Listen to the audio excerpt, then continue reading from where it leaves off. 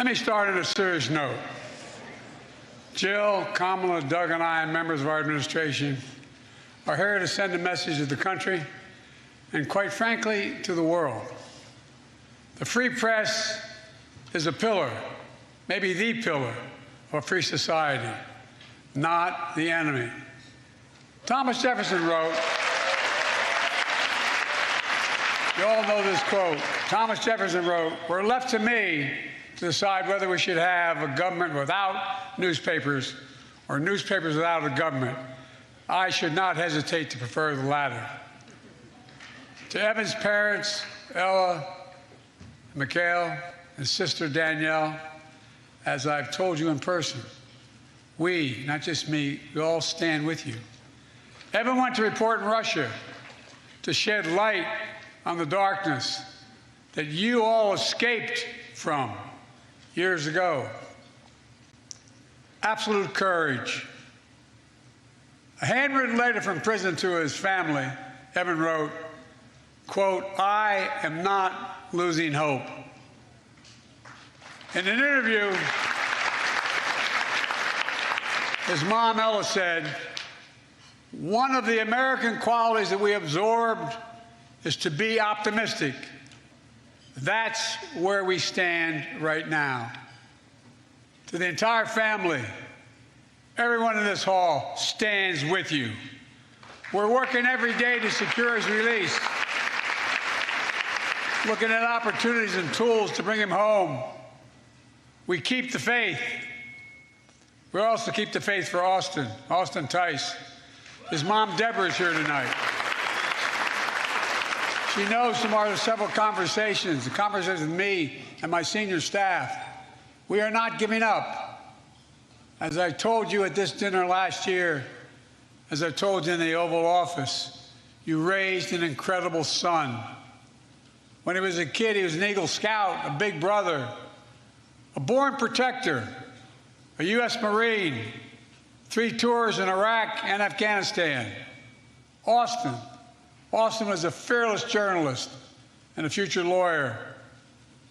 As a consequence of Austin showing the world the cost of war, he's been detained in Syria for nearly 11 years.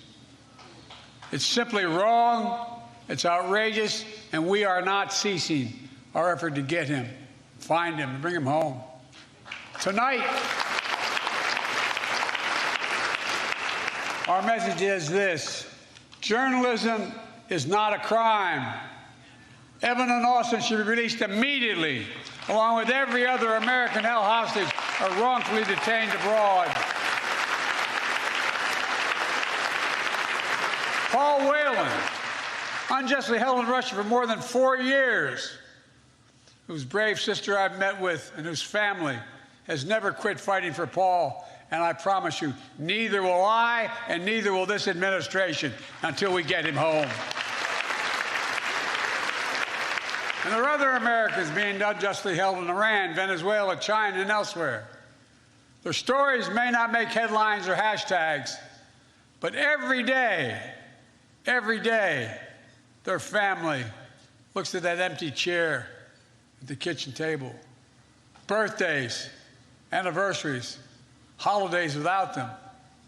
The pain of living in limbo, in a sense, is almost worse than the pain of having lost a child and looking at an empty chair. The stress of not knowing, the sorrow of uncertainty. But I want them and their families to know, Jill and I understand. We see them. They are not forgotten. And I promise you, I am working like hell to get them home. As a nation,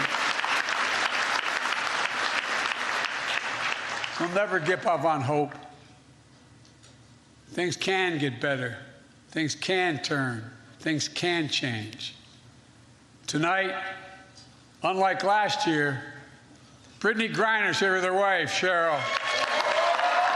Brittany, where are you, kid? Stand up. Come on. I love this woman.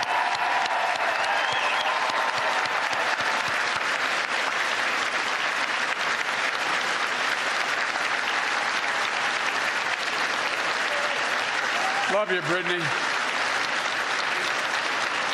This time last year, we were praying for you, Brittany, hoping you knew how hard all of us were fighting for your release. It's great to have you home. And boys, I can hardly wait to see you back on the court, kid. Remember your promise, I get to bring my granddaughter, my all-state girl, to see you, right? Because of our unrelenting efforts, we've been able to bring home dozens of hostages and wrongful detainees from Afghanistan, Burma, Haiti, Iran, Rwanda, Venezuela, across West Africa, around the world. But we're doing everything we can to prevent these cases from occurring in the first place. For example, the State Department added the threat of detention as a new risk indicator to its travel advisories to go along with the threat of kidnapping, to warn Americans where these threats are highest abroad. I also recently signed an executive order increasing the consequences for criminal groups and terrorists who engage in the appalling practice of treating human beings as bargaining chips, political pawns. Just 2 days ago, my administration announced the first sanctions under this new authority, punishing individuals in security service in Russia and Iran when part of the wrongful detention of Americans. Above all, across government, experts are working day and night to bring our fellow Americans home, much of which, as you well know, we can't talk about. Concern that will backfire. But my commitment is to bring them home, just as I know your commitment is to continue to be in a free and fearless press. And that's what we honor tonight. This is not hyperbole. You make it possible. You make it possible for ordinary citizens to question authority, and yes, even to laugh at authority without fear or intimidation. That's what makes this nation strong. So tonight, let us show ourselves and the world our strength, not just by the example of our power, but by the power of our example. Folks, I know a lot's changed in the press. I've had a lot of conversations with a lot of you. This is not your father's press from 20 years ago. No, I'm serious, and you all know it better than I do.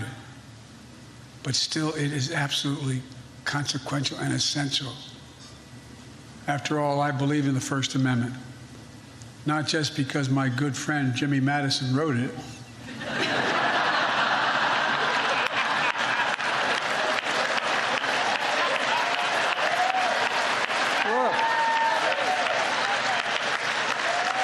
In a lot of ways, this dinner sums up my first 2 years in office. I'll talk for 10 minutes, take 0 questions, and cheerfully walk away.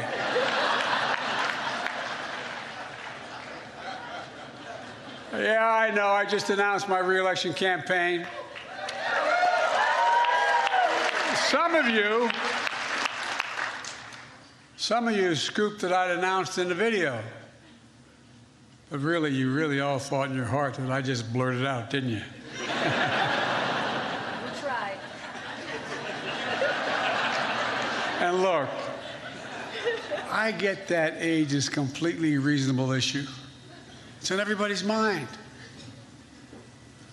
And everyone, by everyone I mean the New York Times. Headline, Biden's advanced age is a big issue. Trump's, however, is not. Sorry, that was a New York Times pitch spot. I apologize. I love that guy. I should do an interview with him. You might think I don't like Rupert Murdoch. That's simply not true. How could I dislike a guy who makes me look like Harry Styles? You call me old. I call it being seasoned. You say I'm ancient. I say I'm wise. You say I'm over the hill. Don Lemon would say that's a man in his prime.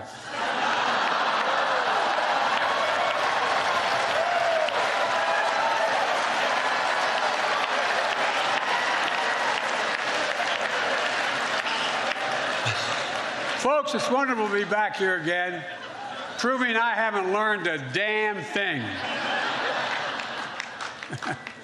I want everybody to have fun tonight, but please be safe.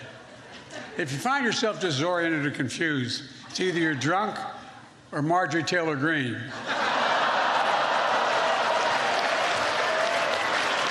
Tam, thank you for hosting us. I love NPR. Because they whisper into the mic like I do.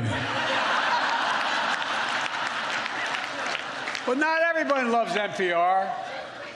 Elon Musk tweeted that it should be defunded. Well, the best way to make NPR go away is for Elon Musk to buy it.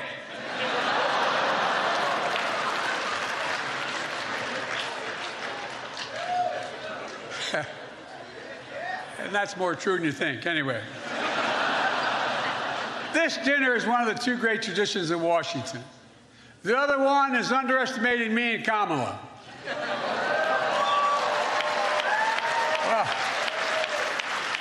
Well, the truth is, we really have a record to be proud of.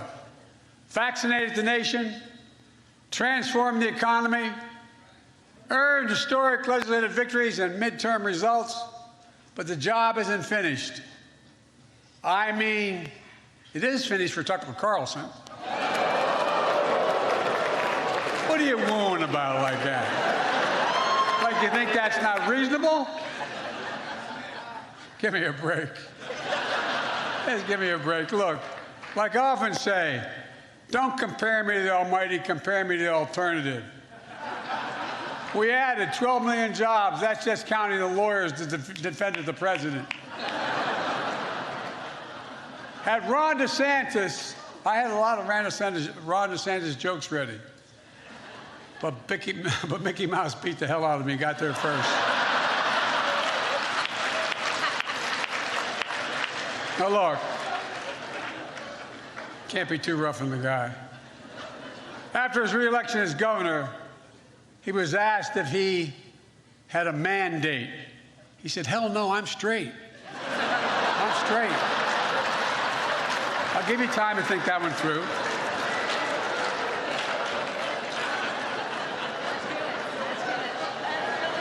You got it? Look, y'all keep reporting my approval ratings is 42%. But I think you don't know this. Kevin McCarthy called me and asked me, Joe, what the hell's your secret?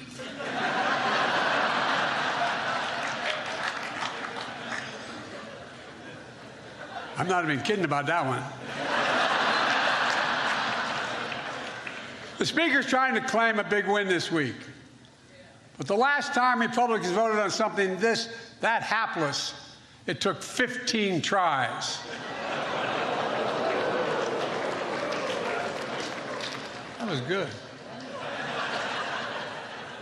Look, it's great the cable news networks are here tonight. MSNBC owned by NBC Universal.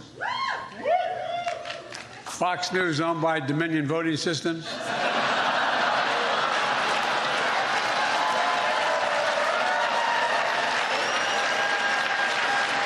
Last year, your favorite Fox News reporters were able to attend because they were fully vaccinated and boosted.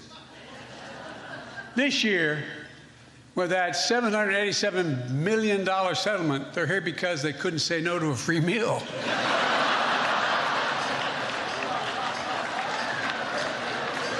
And hell, I'd call Fox honest, fair, and truthful, but then I could be sued for defamation.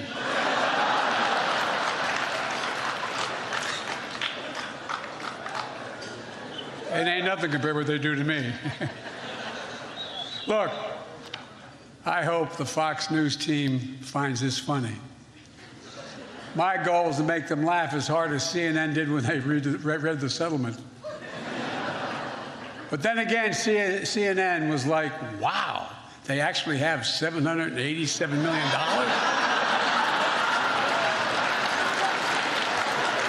Whoa. Folks, I go where people are, The Daily Show.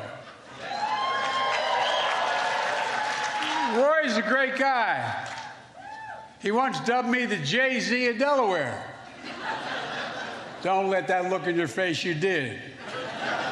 Tonight he asked me to keep it short. Even offered me $10 if I'd keep it under 10 minutes. That's a switch, a president being offered hush money.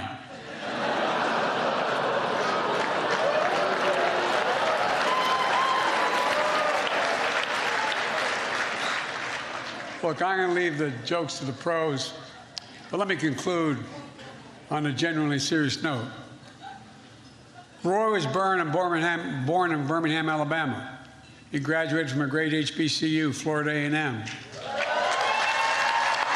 He started in journalism to follow in the footsteps of his father, Roy Wood Sr., who covered the civil rights movement. During Black History Month this year, I hosted the screening of the movie Till. The story of Emmett Till and his mother is a story of a family's promise and loss and a nation's reckoning with hate, violence, and abuse of power. It's a story that was seared into our memory and our conscience, the nation's conscience, when Mrs. Till insisted that an open casket for her murdered and maimed 14-year-old son be the means by which he was transported. She said, "Let the people see what I've seen." The reason the world saw what she saw was because of another hero in this story, the black press. That's a fact. Jet Magazine, the Chicago Defender, and other black radio and newspapers were unflinching and brave in making sure America saw what she saw. And I mean it.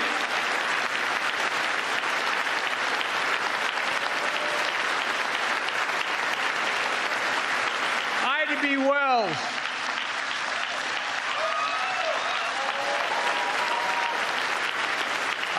Wells once said, and I quote, "The way to right wrongs is to turn the light of truth upon the wrongs. Turn the light of truth upon the wrongs." That's the sacred view, in my view. That's the sacred charge of a free press, and I mean that. That's what someone we still miss so much, who you honored posthumously tonight, stood for, Gwen Ifill.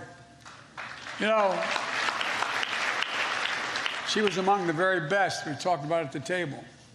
She moderated my first debate for vice president and was a trusted voice for millions of Americans. Gwen understood the louder the noise, the more it's on all of us to cut through the noise to the truth. The truth matters. As I said last year at this dinner, a poison is running through our democracy and parts of the extreme press. Truth buried by lies, and lies living on as truth. Lies told for profit and power. Lies of conspiracy and malice, repeated over and over again, designed to generate a cycle of anger, hate, and even violence. A cycle that emboldens history to be buried, books to be banned, children and families to be attacked by the state, and the rule of law and our rights and freedoms to be stripped away. And where elected representatives of the people are expelled from state houses for standing for the people. I made clear that we know in our bones, and you know it too, our democracy remains at risk.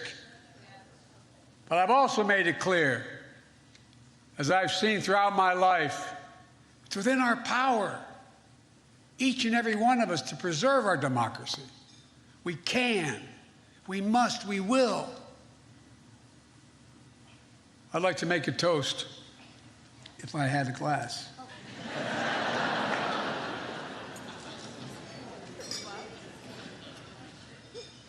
My grandfather, Ambrose Finnegan, said, if you ever make a toast without looking, you got to hold it in your left hand. Y'all think I'm kidding, I'm not. I'm probably the only Irishman you ever met who's never had a drink in his life. Anyway, I'd like to make a toast, seriously. At this inflection point in history, let us commit there will be a nation that will embrace light over darkness, truth over lies, and finally, restore the soul of the nation. Hear, hear. Ladies and gentlemen, can I give you that? Yes. I'm going to turn this over to Roy. Roy, the podium is yours. I'm going to be fine with your jokes, but I'm not sure about Dark Brandon.